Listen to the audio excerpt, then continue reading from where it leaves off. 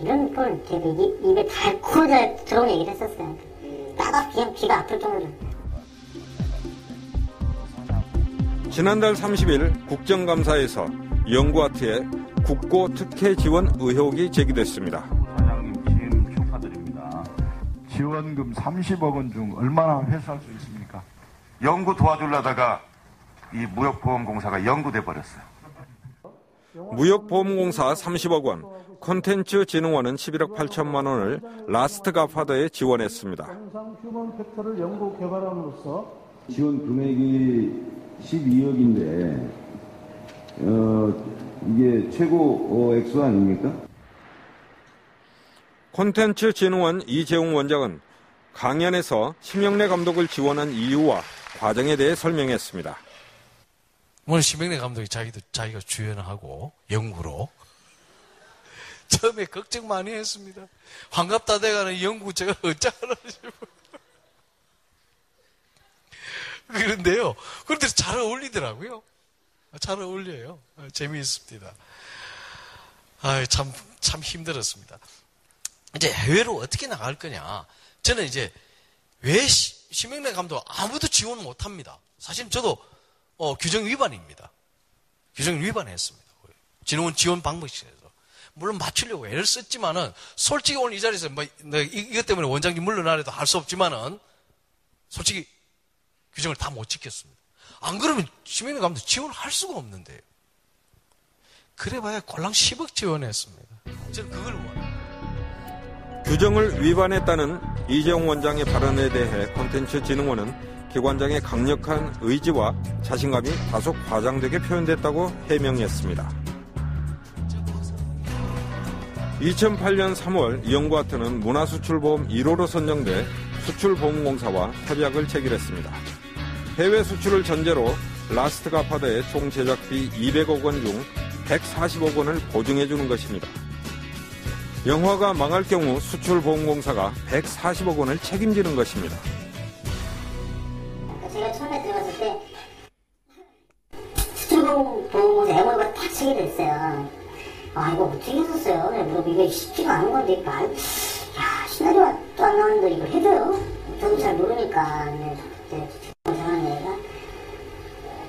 조한희 사장이 좀 많이 도와줬고, 조한희 사장 사진 어떻게 하신대요? 다 소개시켜준 거야, 그런 거. 그러니까 참 사람들 많이 소개시켜줬어요. 이게 이제 좀 특혜가 아니었냐 하는 논란이 있고요. 참 많이 맞습니다. 그런 적 전혀 없었고요. 그래도 실질적인 해외 수출을 한 거는 DO밖에 더 있느냐. 그러니까 그게 나름대로 상징성이 있다. 그래서 그게 선정이 된 거지. 그 과정에 특혜라든지 이런 거는 정말 그런 부담받는 것보다 아닙니다. 그런데 취재 결과 지난 2008년 3월 업무 협약 체결 당시 영구아트는 운영 규정에 부합하지 않은 것으로 드러났습니다. 영화 라스트 갓파더는 총 제작비 200억 원이며 영구아트는 최근 5년 동안 영화 디워 외에는 제작 실적이 없었습니다. 공교롭게도 이 두 조항은 영구아트가 업무 협약을 맺은 후 삭제됩니다. 무역보험공사 측은 규정을 개정한 것은 영화업계의 다양한 의견을 수렴한 것이라고 해명했습니다. 우리가 심영래 감독이 아니고 다른 쪽이었으면 어떻을까, MOU를 추구하는 대시. 그러면 이 정도로 각광을 받았겠는가 하는 측면이 있고, 두 번째로는 실무진들이 그때 당시 MOU를 추구할 때 완벽하게 규정을 한번 개정하고 갔었으면은 또 이렇게 문제가 생겼겠는가 라는 측면도 있는데. 근데 만약에 이 규정이 그대로 이제 개정되지 않았다면은 라스트 갓파더는 대상에도 못 오르는 결과론적으로는 지원할 수가 없습니다. 예, 그렇습니다. 규정 개정 후 영구아트는 수출보험공사에 30억 원짜리 대출 보증을 청약합니다. 그러나 심사에서 점수 미달로 탈락했습니다. 배우들 리스트 지원작을 한다고 네네 했었는데 거기 이제 예산서에 보면은 제 기억으로는 그때 이제 캐스팅으로 해서 한 400만 불 정도가 예산이 잡혀 있었던 걸로 기억이 나는데 근데 리스트에 보면은 로버트 디니로라든가 조페시는 이런 큰 사람들이 있는데 그때 당시에 로버트 디니로 전 작품을 1,300만 불 정도 받은 걸로 제가 들었었거든요. 근데 제가 보기엔 조금, 이분들이 조금 조사도 안 해보면 광고를 갖다 집어넣구나라는 생각이 들었던 거죠. 그 후 수출보험공사는 영구아트의 재청약을 검토했고 주연 배우와 배급사를 확정하면 별도 심사를 하겠다는 방안을 마련했습니다. 영구아트가 재청약 시 제출한 청약 서류입니다. 주요 배우는 여전히 진 해커먼과 로버트 드니로, 계약서는 없었습니다.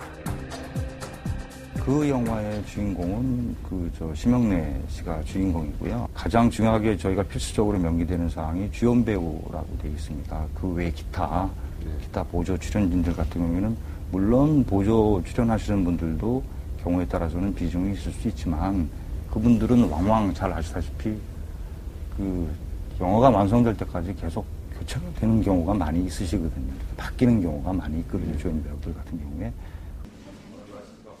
영구아트는 영화 라스트 가파드의 배급사 역시 국내 굴지의 배급사로 확정되었다고 했습니다. 2009년 8월에 저희가 영구아트 무비 쪽에 오케이, 이 시나리오 오케이 투자하겠다라는 의향을 전달을 했고 실질적으로 이제 자세한 그 계약서 작성 과정을 거쳐서 실제로 계약서에 사인을 한 거는 12월, 2009년 12월. 예. 영구아트와 배급사의 배급 의향서입니다. 수출보험공사에서 영구아트에 대해 대출 보증을 하는 것이 전제 조건이었습니다. 거기 문화수출보험의 청약 접수 규정에 딱 명시가 되어 있는데 그 명시를 지키지도 않았고 그거를 무역보험공사도 굉장히 그걸 허술하게 관리를 했고 또 더군다나 영구아트 측에서도 이 부분들에 대해서 이것을 악용한 흔적들이 보인다는 거예요. 결국은 그러다 보니까 결국 이게 나중에 보험사고가 난 거죠. 국고 지원을 받는다는 건 많은 영화들이 상업적 염두를 두지 않고 자신의 작품성을 마음대로 표현할 수 있는 자율권을 얻는 것이거든요.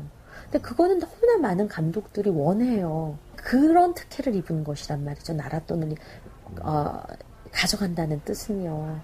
그런 의미에서 문제점이 생겨나는 것이죠. 형평성의 문제, 그다음에 효율성의 문제, 투명성의 문제, 이런 것들이 어떤 심영래 씨의 행보와 얽혀서 더욱더 문제를 비판적으로 볼 수 있는 여지를 만들어내는 것 같아요.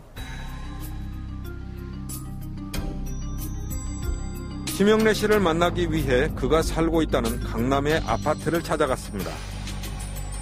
심 씨 소유의 이 아파트는 최근 경매 절차에 들어갔습니다. 요즘 심영래 씨가 왔다 갔다 하시는지. 네. 지상으로 안 다녀도 잘 못 가요. 지하로만 다니시나요? 아직도 살고 계신 건 맞죠? 사모님도 알고 계시죠? 사모님.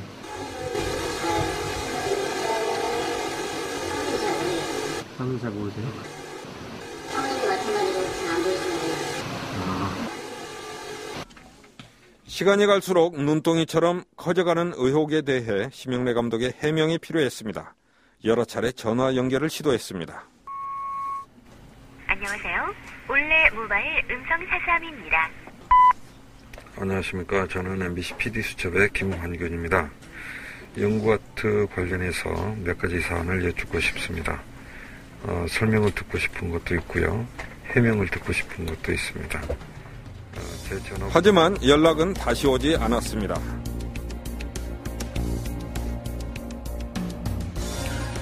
영화 디워 종영 후 영구아트 직원들 스스로가 시나리오 없이 작업했던 세트입니다.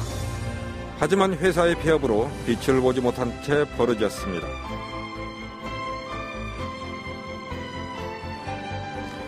직원들이 스스로 만든 동영상입니다. 제목은 추억의 붕어빵입니다. 60년대 가난하지만 화목하고 재미있게 살아가는 6남매 이야기입니다.